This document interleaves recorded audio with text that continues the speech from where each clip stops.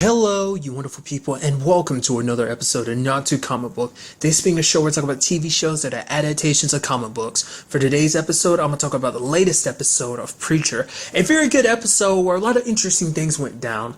Like, for one, this episode is a continuation of, obviously the whole plan to break up Tulip, Cassidy, and Jesse, because basically it's all supposed to put Jesse in a position, much like, last episode, setting up to leave him alone so he has no choice but to turn to the Grail for help in his whole search for God and stuff, because it's all, Hare's plan to put Jesse in a position of being God, because it's with everything kind of going on with the Messiah being a complete and utter idiot, which is kind of interesting that he finally broke his silence and told Featherstone and Hoover. And it's of course, it's well, I guess it kind of makes sense, because I don't know whether I really thought about it too much, or whether or not everyone below him knows. It's no, probably only top ranking, only the certain people know. I mean, granted, who's to say the people that guard the Messiah are even with the Grail? Maybe they're just hired guns, maybe they're just kind of outsourced, but nevertheless, it seems like Hare is at least one of the top people that knows, because it was Featherstone and Hoover didn't know until they told us, because even Hoover was wait, the Messiah's an idiot? What? Because even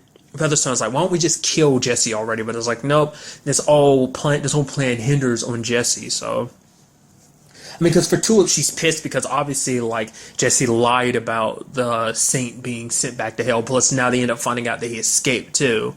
So now that's causing a bigger divide amongst them. And Jesse's kind of oh, let's get out of here. But at first he's well, we can't get out of here until, we find God. Because an interesting thing about this whole conversation also is, that kind of creates divide even more, is the fact is that Jesse has not told either Cassidy nor Tulip that the soul that's inside of the cowboy is his own. And it's I don't understand why. Is it a pride situation? Does he feel I guess for him it's the fact of the matter is it makes him feel bad, because it's yeah, he should be selfless, but the fact is that he's willing to keep the cowboy around because it's his own soul. If it was someone else's soul, would he do the same thing? It's arguably, I would say not. Maybe not, just because of, because on top of everything the cowboy did, he almost killed Tulip, he hurt Cassidy. It's just he threatened the people that are close to Jesse, and so, but it conflicts with the fact is that he, it's a part of his own soul. Even, I think the fact is that it's even 1% of his own soul. Maybe it kind of messes with Jesse a little bit to that a certain extent, So I'm curious. I mean, is that really all there is to it, or is there more to why he wouldn't tell them, Maybe because also it's I'm supposed to be the strong one in the group, and me letting my own weakness and my own, once again, selfishness get in the way. Maybe that is why, I don't know. These are the people that you're close to. You should rely on them more. Because it's actually why Tulip got pissed at him, because Cassidy lost his fingers, Tulip almost got killed, and it's we've done everything for you, because Jesse had the audacity to call them selfish. It's we've done everything for you. Going on this road trip. Oh, let's go look for God. Let's go to New Orleans. Everything they've gone along without really batting an eye, and it's now he wants to call them selfish. You can argue it's well, once again, Jesse's just kind of projecting from his own insecurities and problems. He still hasn't even told them about the grill and everything. So there's still a lot of stuff he's keeping close to the vest and everything. The fact is that he was even given this offer in the first place to be kind of a new god and everything like that. So it's kind of interesting what he decided to tell them and whatnot. So, because he finally did tell them about meeting, the Messiah, like he did last episode, but the Messiah is an idiot. So, and really quickly on that whole conversation, I kind of forgot to talk about it. I love it that Hoover is constantly I love Hoover just being I'll get the tarps, sir. It's no, because he has to apologize for that whole prostitute debacle. He's I'm not gay, right? And they're and she's oh, of course not. Your Featherstone's fluffing him up a little, oh, you're such a strong man. And then she looks at Hoover, and he's just well, I'm sorry, sir. Just it mix up like that. And it's just yes, honestly, I would, I'd really, really, really want you dead, but we'll kind of have to put that aside for now. So I feel Featherstone and Hoover are both kind of on edge there, but I feel Hoover just keeps getting closer and closer to the edge of it's going. He's going to be the one that dies, because obviously you have this whole situation of Hare constantly telling him hey, don't be the one that kind of screws up and be the one that ends up on the tarp. So that kind of makes me think the one that might end up on the tarp is Featherstone. Featherstone's a more dedicated person, because even Hoover's yeah, I kind of don't think I'm the right person for the job. It's well, the more qualified people for the job are kind of busy or off doing something else, so you're kind of the only choice in this matter. So that just kind of interested me. It's don't worry, Hoover, you weren't my first pick, but I don't have have much choice, so you have to do this. So, but I even like that a certain the whole situation with prayers being recorded like that, Jesse's biggest regret, and it's something we've learned, like it was kind of brought up in season 1, is the fact is that he regrets ever praying to God, like, yeah, please kill my dad, because he was mad about the whole Tulip situation, like his dad, like calling child services and everything. And so he regrets that because, like, for him, it's like his dad ended up getting killed later on, and it's like, it's my fault, I prayed for this. That's what he said. And it's also interesting, too, because another aspect of it kind of got added on later on. It's like, yeah, I also wish for my dad to go to hell. So, which does beg the question. I mean, I don't know. Arguably, it makes me wonder, like, really listened and went through with it, but on some weird level, it does make you wonder, did his dad end up in hell? Like, is he somewhere in hell right now? Since we're also getting a peek into hell, makes you wonder like that. I mean, because that's still something we don't really know too, like what qualifies someone to go to hell and what qualifies someone to go to heaven. Because there obviously has to be some like guidelines, because it's like, because once again, like that's obviously Eugene's side of the story too. Like, the whole hell situation, trying to find out who doesn't belong. It's like, so you're telling me there's no system to kind of immediately notice when someone's not supposed to be there? Like, I guess it's a situation where it's like, it's been a foolproof system for millennia probably. So it's like, that is kind of like, well, why would anyone need something in place to be like, oh, this person doesn't belong in hell type of thing, in Eugene's case or something. So I don't know. And also along those same lines, we still have no idea who it is that actually killed Jesse's dad and for what reason. So, well, now in retrospect, it's a situation where it's like, it actually makes a lot more sense now, especially with the whole situation that went down with Jesse this episode, his family, like him being pulled out of a wooden box that was thrown into like a swamp lake, and he's being asked over and over. It's like, oh, what's your name? It's like, my name is Jesse. And it's like, oh, what's your name? It's Custer at first, but he gets thrown back in, and it's like, what's your name? He's like,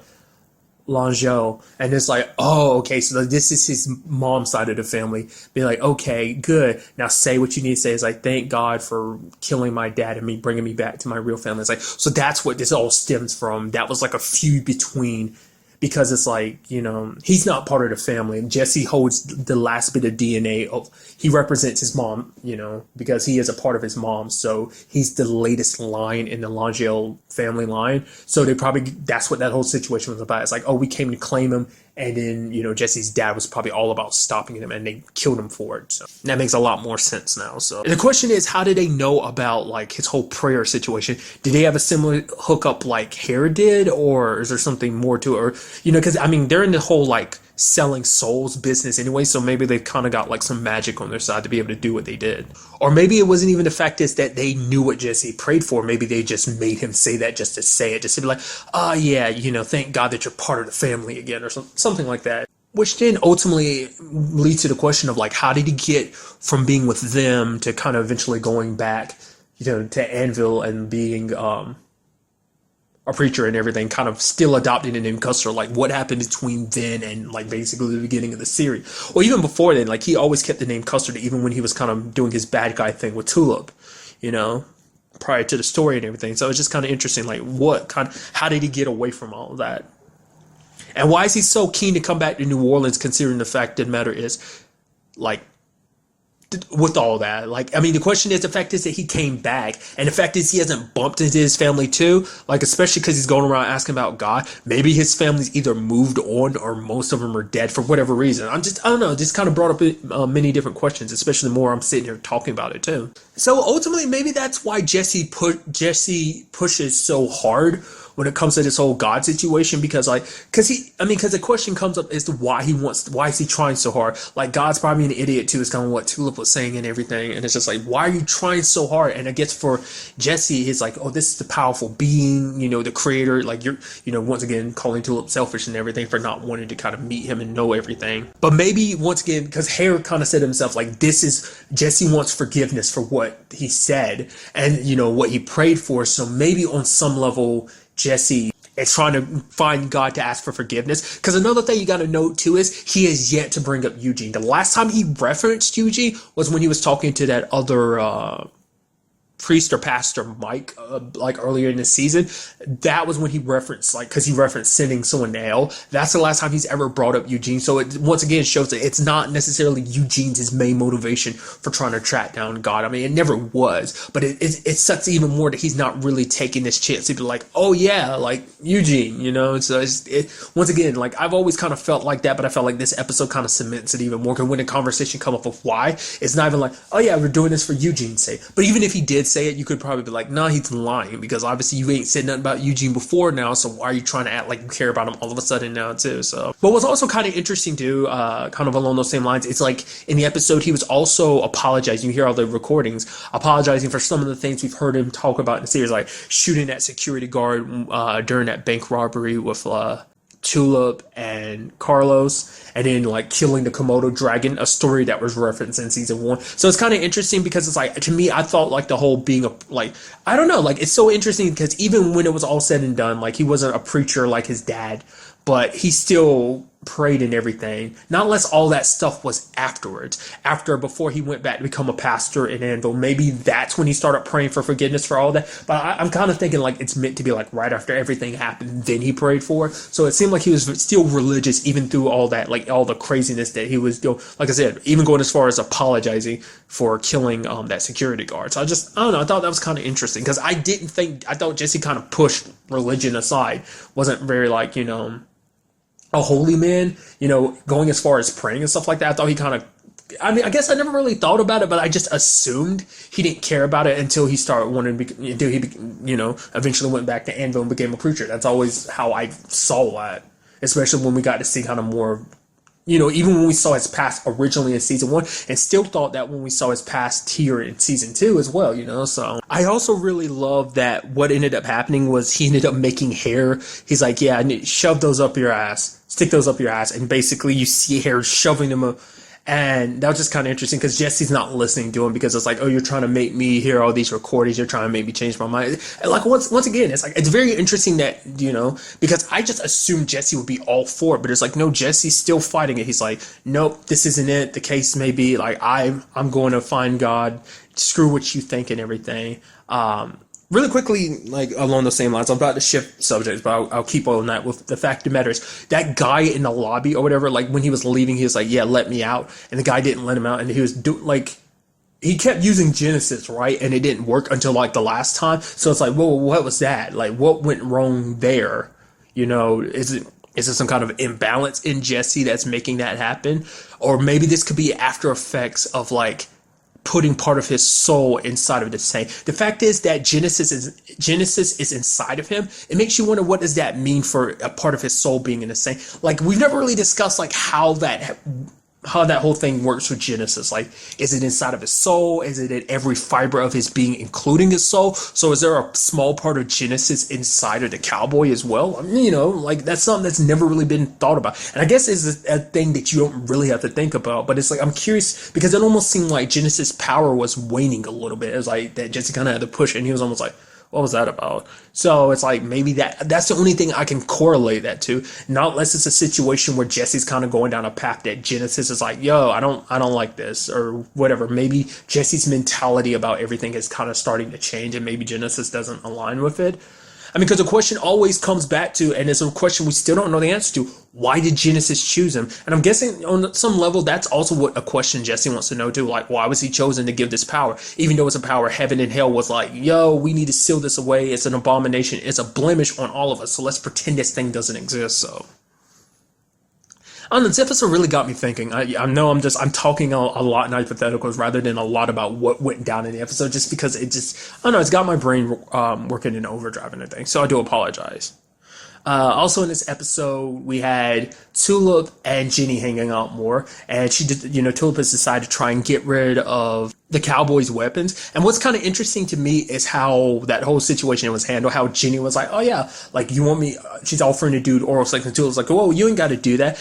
But it kind of caught me off guard. I was like, whoa. But then it caught me off guard even more when she kind of twisted around him and it's like, whoa, wasn't expecting that. And she's like, oh yeah, my relative that's like a detective or something, and I'll say that this business is a a front or something like that. Like it's an illegal business or something like that. So do what we want to and try to destroy the guns. And I kind of figured you wouldn't be able to. I was like, oh, it's going to be interesting if you can, but I didn't think they would. Turns out they can. I mean, most likely because they're supernatural guns, considering the fact is everything that is about the saint, you know, maybe those weapons were forged in hellfire, so it's like the only thing that can destroy them is hellfire or something like that, because that fire gets super hot, but even that wasn't enough to melt any of the weapons. So that's immediately where my brain goes, especially considering the fact is that even after being attempted to be melted down, the weapons were still not extremely hot, that they were cool enough for like Tulip to touch. So I did appreciate the way around that was, we can't destroy the weapons, so Tulip decides to meld them off, which with the way the episode ends with this, you know, Hoover being like, oh yeah, go ahead and do your thing, you know, making a deal with the Saint. I don't know whether the whole point is to not kill Jesse or something, I mean, which I would think at this point the Saint would all be about killing Jesse, or maybe the point, because Hare realizes like I can't get Jesse on my side now. He's kind of crossed the line now, so I'm curious whether it's like take Jesse alive and kill like Cassidy and Tulip, or is it a situation of like just outright kill Jesse because our thing is no longer aligned? Because the question is, what does happen to Genesis once Jesse is dead? Does it leave, or is it so ingrained in his being that the moment he dies, it dies as well? But then there was a whole situation with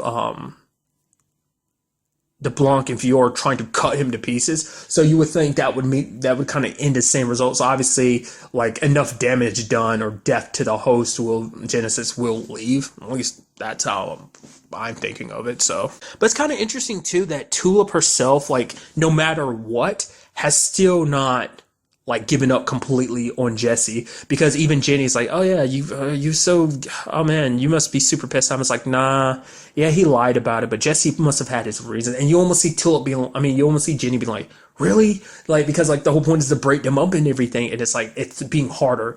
I mean, considering the fact is they've known each other since they were kids, so that bond's not going to be that easy to break. And especially for her, because she's like, yeah, Jesse might be kind of have his problems. We might butt heads a lot, but you know, they've got each other back, until the end of the world, so I'm sure that's going to complicate things, but you see her kind of egging things on, like, oh yeah, what about the Saint? How are you going to deal with it? It's like, Jesse's going to deal with it. Oh, if you say so. It's like, which now you go, okay, she had that smart, like, remark like that because she knew what the plan was just in case. Like, maybe this whole, like, dealing with the cowboy situation, he was always a potential backup plan anyway, so.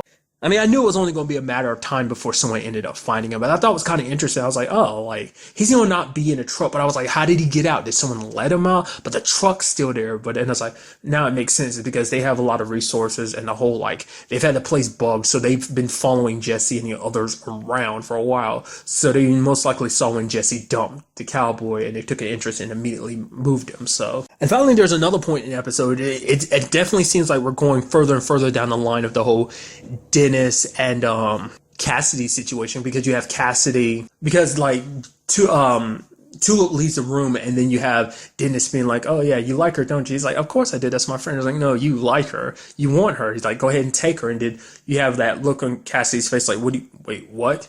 And then he sees and kind of like looks at kind of like what Dennis mean by, it's like, oh, you like someone, just take them, like take whatever you want. And I think, that started, because, with everything that's already happened, like Cassidy tries to look the other way when it comes to Dennis, but he can't, he noticed, that picture booth lady. I mean, let's not forget, Jesse didn't say anything, but he saw Dennis walking into their place with blood all over him. Plus, Jesse was kind of going to throw it out in an argument until he got distracted by the whole God situation. But it's like, yeah, you got him a dog and everything. Like, shouldn't you be kind of more mindful? And Cassidy's like, oh, what do you mean by that? It's like, Cassidy's slowly seeing it himself. And it's like, he's seeing the problems with what he made Dennis into. So I'm very interested to see like where that goes going forward. Kind of I'm so curious. Like from the very beginning, I knew it was going to get ugly, but I'm very curious to see how Cassidy handles this situation. Because once again, like Cassidy's going to feel the need to handle it himself, I'm sure, because it is his son. and he was the one that made him into a vampire. But, you know, obviously he still holds animosity towards Jesse because Jesse had an opportunity to help and he didn't. And ultimately, whatever Cassidy has to do, I'm sure he's going to blame Jesse because it's like, you had a chance to help me, Padre, and you didn't. And because of you, I had to do what I did, and it just made everything kind of go to shit. So probably going to further divide the group even more. But let's still not forget there is still that whole thing of like Cassie and Tulip having feelings. Like, to me, I feel like that's going to be like what's going to ultimately happen is like Tulip and Cassie might kind of get closer, or maybe Jenny's going to force the situation to kind of make them get closer. Whatever the case may be, like, she's going to put a wrench in that whole situation. I feel like Cassidy and Tulip is going to be the fastest way to do that. Like making it seem like they've been together or doing stuff behind, or like whispering crap behind their backs towards Jesse to be like, oh man, I just thought I should tell you, just do the right thing, you know, I feel like someone has to tell you the truth about Cassie and Tulip sleeping around your back or something. Like, that's where my mind immediately goes. And that's actually something I meant to bring it up earlier, was the whole God situation. I was wondering what the whole significance of, like, is it Dog Man or Man Dog? I think it's Man Dog. What that whole situation was, and it turns out that was actually God, which even Jesse kind of goes like, what? Because the whole conversation Hare had with him was like about, you know, hearing the rumors about God being disenchanted, much like I figured as much, like kind of either bored or just kind of like done with the whole like Earth thing. And it's like, oh, so what? God came here to be a pervert? Or maybe it's part of a test for people like to kind of, I mean, because it didn't work, because ultimately it's like, you know, Jesse asked to be taken there to see God, but it's like, you know, obviously he was so caught up in everything he thought was a joke or something. I was wondering what the significance of that was, but it turns out it was God himself. That was kind of interesting. Why God presents himself in such a way, once again, maybe it's some kind of test that if someone truly wanted to see him, then I don't know. Or maybe the point is he puts himself in that position because it's a lot easier that way, because no one's really going to believe, oh, this is God. Or maybe God just actually is perverted or something like that. Or I don't know, maybe he's tired of being in control, and maybe this whole thing's about taking control away from him. He likes being almost submissive because he doesn't have to think, he doesn't have to do anything. He isn't responsible for so many people. Maybe that's why he became disenchanted. It just became a little too overwhelming and stuff. So, and then obviously on the flip side of the episode, we had the whole Bell situation, which, you know, you had Tyler and Eugene looking into the whole, like, we get a even further look at the whole Hitler situation, like his worst memory, and we see that whole 1919 Munich situation. He got humiliated about his work because that artist dude was like, yeah, there's no love in your art. It's almost like emotionless. His girl kind of dumped him, essentially, because it's like he didn't show any spine, because there was a guy with a gun and he just handed the gun back to them, because everyone was looking at him like, oh, what is he about to do? Oh, he did nothing. Ugh, who cares? And his girlfriend left him. Then he wanted plum cake, but the dude got it earlier. It was actually the Jewish guy from earlier in the memory who got it, which then you have Tyler making fun, like, really? You started like killing like a crap ton of people because some dude stole your plum cake and your girl dumped you and you were embarrassed? That's what you literally started World War II for that? So, which, you know, even Eugene's asking him later on, which Hitler's kind of like, there's more to it you wouldn't understand. He's basically like, he says that that's the day everything changed for him. Like, that was the day he lost himself. That's why it's the worst day. Because as you can see, like, that Hitler is very different from the Hitler you know from history and stuff like that, even to the Hitler that we see before us now. I know it's so weird. I can't help but commentate on it. Like, it's so weird saying all of that, considering the current environment and everything. I'm not trying to get all political and serious and stuff like that, but it's kind of weird. Once again, I feel like I have to reiterate, Hitler sucks. In no shape or form am I justifying Hitler. It's just in the context of the story. I feel like I have to talk about that. I feel like I have to add that in every time I talk about Hitler. Just because I'm paranoid people might take what I'm saying out of context. But nevertheless, it's just kind of interesting to see what they're doing with his character. Like, I'd like to understand more as to why they're trying to like not necessarily sympathize, but understand why he did what he did, you know? What drove him to become the maniacal evil bastard that he is, you know? There's even this moment where he's like, Like, not everyone's not listening to him, and he has to scream his name. I'm Adolf fucking Hitler, and it's like to get some respect and everything. It's like, because you never see him like that. He's a very meek, calm, and composed person. So it's just kind of interesting seeing that side of him. I'm curious, will we ever get more of a look at that or not? Probably not. Like, that's probably as far as we'll go. Maybe in the next episode, because him and Eugene are getting away. Luckily, he created a distraction long enough for them to get out, because they were close to discovering something about Eugene, because of that whole, like, I guess it's something to kind of test your soul, essentially. It's kind of like they show you images and stuff like that, because I guess if you have if you have a good soul, like, it'll emit emotions or something like that. Maybe it inhabits like more positive emotions, like maybe something like sadness, happiness, or remorse, or like recognizing something's beautiful. Maybe those type of things don't exist if if your soul is bound for hell. Like, it kind of like all that's left is that evil side of your heart, your anger, your rage, and stuff. I don't, stuff like that. I don't know, because I'm just curious to understand like how that test worked. Which is also interesting is that they ended up getting a call about the saint, the warden lady, which is just kind of like, well, what was that about? So it was about the saint of killers. And it's like, so was that referencing the fact is that he was kind of on the surface again? Or were they just getting noticed that he was out?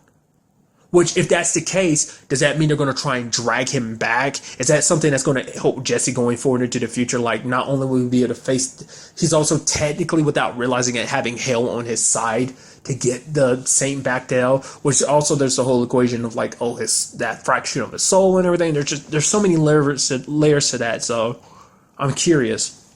And we do have Hitler and Eugene going down into the hole, because that's the back way out of hell, which is like, what does escaping hell look like? I'm curious. Hopefully we'll get all the answers to all this stuff going forward. Apparently we only have 2 more episodes this season. It's definitely going to be very interesting to see just how this all turns out.